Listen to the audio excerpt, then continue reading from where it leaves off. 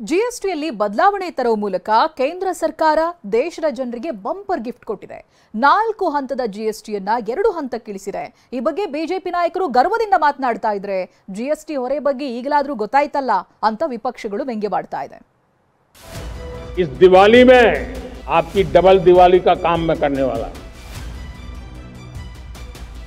इस दिवाली में आपको एक बहुत बड़ा तोहफा देशवासियों को मिलने वाला है.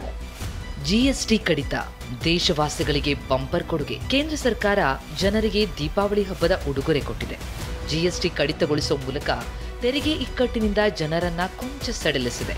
ಇನ್ನು ಜಿಎಸ್ಟಿ ಕಡಿತಗೊಂಡಿರುವುದನ್ನ ಬಿಜೆಪಿ ನಾಯಕರು ದೀಪಾವಳಿ ಉಡುಗೊರೆ ಅಂತ ಕರೆದಿದ್ದಾರೆ. ಪ್ರಧಾನಿ ಮೋದಿಗೆ ಧನ್ಯವಾದ ತಿಳಿಸಿದ್ದಾರೆ. ಜನಸಾಮಾನ್ಯರಿಗೆ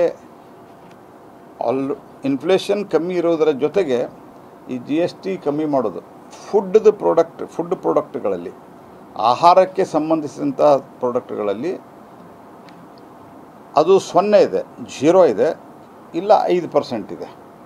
so this is the biggest gift festival ಸದನದಲ್ಲಿ. ದೇಶದ ಜನತೆಗೆ ದೀಪಾವಳಿಯ ಉಡುಗೊರೆಯನ್ನು ದೇಶದ ಹೆಮ್ಮೆಯ ಪ್ರಧಾನಮಂತ್ರಿ ನರೇಂದ್ರ ಮೋದಿಜಿಯವರು ನೀಡಿದ್ದಾರೆ.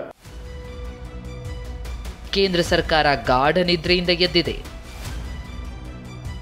ಜಿಎಸ್ಟಿ ಕಡಿತಕ್ಕೆ ಮಲ್ಲಿಕಾರ್ಜುನ ಖರ್ಗೆ ಟ್ವೀಟ್. ಜಿಎಸ್ಟಿಯಲ್ಲಿನ ಬದಲಾವಣೆ ಬಗ್ಗೆ ಎಐಸಿಸಿ ಅಧ್ಯಕ್ಷ ಮಲ್ಲಿಕಾರ್ಜುನ ಖರ್ಗೆ ಟ್ವೀಟ್ ಮಾಡಿದ್ದಾರೆ. ಜಿಎಸ್ಟಿ ಜಾರಿಯಾದಾಗಿನಿಂದ ಹೇಗೆಲ್ಲ ತೆರಿಗೆ ಹೊರೆಯಾಯಿತು ಎನ್ನುವ ಬಗ್ಗೆ ಟ್ವೀಟ್ನಲ್ಲಿ ಉಲ್ಲೇಖಿಸಿದ್ದಾರೆ. ಕೇಂದ್ರ ಸರ್ಕಾರ ಗಾಢ ನಿದ್ರೆಯಿಂದ ಈಗ ಎದ್ದಿದೆ ಅಂತ ಬರೆದುಕೊಂಡಿದ್ದಾರೆ. ಕಾಂಗ್ರೆಸ್ 1 ದಶಕದಿಂದ ಜಿಎಸ್ಟಿ ಸರಳೀಕರಿಸಿ ಅಂತ ಒತ್ತಾಯ ಮಾಡ್ತಿದೆ. ಮೋದಿ ಸರ್ಕಾರ 1 ರಾಷ್ಟ್ರ 1 ತೆರಿಗೆಯನ್ನು 1 ರಾಷ್ಟ್ರ 9 ತೆರಿಗೆಯನ್ನಾಗಿ ಬದಲಾಯಿಸಿತ್ತು. ನಾವು ಬಿಜೆಪಿಯ ಈ ಜಿಎಸ್ಟಿಯನ್ನು ಗಬ್ಬರ್ ಸಿಂಗ್ ತೆರಿಗೆ ಎಂದು ಕರೆದಿದ್ವಿ. 8 ವರ್ಷಗಳ ವಿಳಂಬದ ನಂತರ ಮೋದಿ ಸರ್ಕಾರ ಗಾಢ ನಿದ್ರೆಯಿಂದ ಎಚ್ಚರಗೊಂಡಿದೆ.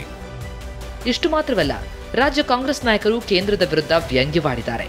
ಕೇಂದ್ರ ಸರ್ಕಾರಕ್ಕೆ ಈಗಲಾದರೂ ಜ್ಞಾನೋದಯ ಆಯ್ತಲ್ಲ ಅಂತ ಲೇವಡಿ ಮಾಡಿದ್ದಾರೆ. 2016ರಲ್ಲಿ ಹೇಳಿದಾಗ ಮಾಡಿದ್ದಿದ್ರೆ ಇಷ್ಟೊತ್ತಿಗೆ ಉದ್ಯೋಗನೂ ಸೃಷ್ಟಿಯಾಗ್ತಾ ಇತ್ತು, ಆರ್ಥಿಕ ಹೊರೆ ನಮ್ಮ ಸಾಮಾನ್ಯ ಜನರ ಮೇಲೂ ಕೂಡ ಬೀಳ್ತಾ ಇರಲಿಲ್ಲ. ಇವತ್ತು ಪೆನ್ಸಿಲ್ ಮೇಲೆ, ನಿಮ್ಮ ಚಪಾತಿ ಮೇಲೆ, ಮೊಸರು ಮೇಲೆ, ಇವೆಲ್ಲ ಮೇಲೆ ಟ್ಯಾಕ್ಸ್ ಹಾಕಿದ್ರಲ್ಲ, ಈಗ ಅವ್ರಿಗೆ ಜ್ಞಾನೋದಯ ಆಯ್ತಲ್ಲ, ಅದು ಸಂತೋಷ. ಖಂಡಿತವಾಗಿ ಅವರು ರಿವಿಸಿಟ್ ಮಾಡಿದ್ದಾರೆ. ಹೌದು, ಈ ಜನರಿಗೆ, ಸಾಮಾನ್ಯ ಜನರಿಗೆ ತೊಂದರೆ ಆಗ್ತದೆ, ಅದರಿಂದ ಬೇಕು ಅಂತ ಈಗ ಅವರಿಗೆ ರಿಯಲೈಸೇಷನ್ ಆದಂಗೆ ಕಾಣಿಸ್ತಾ ಇದೆ. ಅದನ್ನು ನಾನು ಸ್ವಾಗತ ಮಾಡ್ತೀನಿ. ಬಿಜೆಪಿ ಸರ್ಕಾರ ಬಂದ ಮೇಲೆ GST ತಂದು ಜನಕ್ಕೆ ಸಾಕಷ್ಟು ಹೊರೆ ಹಾಕಿದ್ರು.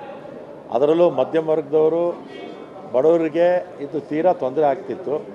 ನಮ್ಮ ರಾಜ್ಯದಿಂದ 4.5 ಲಕ್ಷ ಕೋಟಿ ಕೇಂದ್ರ ಸರ್ಕಾರದ ಬೊಕ್ಕಸಕ್ಕೆ ಹೋಗ್ತಾ ಇತ್ತು. ಕೇಂದ್ರದಿಂದ ಜಿಎಸ್ಟಿ ದರ ಇಳಿಕೆಗೆ ಜನಸಾಮಾನ್ಯರು ಸಂತಸ ಹಂಚಿಕೊಂಡಿದ್ದಾರೆ. ಕೇಂದ್ರ ಸರ್ಕಾರಕ್ಕೆ ಅಭಿನಂದನೆ ಸಲ್ಲಿಸಿದ್ದಾರೆ. ಸಾಮಾನ್ಯ ವರ್ಗ ಹಾಗೂ ಬಡ ಜನರನ್ನು ಗಮನದಲ್ಲಿಟ್ಟುಕೊಂಡು ಭಾಳ ಒಂದು ಒಳ್ಳೆಯ ಹೊಸ GST ನೀತಿಯನ್ನು ಜಾರಿಗೆ ತಂದಿದ್ದಾರೆ. ನಾವು ಮೊದಲನೇದಾಗಿ ಇಡೀ ದೇಶದ ಜನತೆಗೆ ವಿಷಯವಾಗಿ ಅಭಿನಂದನೆ ಸಲ್ಲಿಸಲಿಕ್ಕೆ ಇಷ್ಟಪಡ್ತೇವೆ. ನಮ್ಗೆ ಆದಂಥ GST ಏನು ಕಮ್ಮಿ ಆತಲ್ಲ, ಇಂಥ ಮನುಷ್ಯನ ಯಾವ ಸಿಗೋದಿಲ್ಲ ನಮಗೆ. ಮೋದಿಯವ್ರು ಬಂದಾಗಿಂದ ಭಾಳ ಕೆಲಸ ನಡೆದಾವ.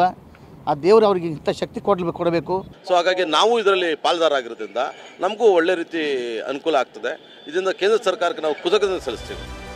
ಒಂದ್ ಕಡೆ ಜಿಎಸ್ಟಿ ದರ ಇಳಿಕೆಗೆ ಬಿಜೆಪಿ ಹಬ್ಬದ ಉಡುಗೊರೆ ಅಂತ ಇದೆ. ಮತ್ತೊಂದು ಕಡೆ ವಿಪಕ್ಷ ನಾಯಕರು ನಾವು ಹೇಳಿದಾಗಲೇ ಕಡಿಮೆ ಮಾಡಿದ್ರೆ ಹೊರೆ ಕಡಿಮೆ ಆಗ್ತಿತ್ತು ಅಂತ ವ್ಯಂಗ್ಯವಾಡ್ತಿದ್ದಾರೆ. Bureau report, TV9.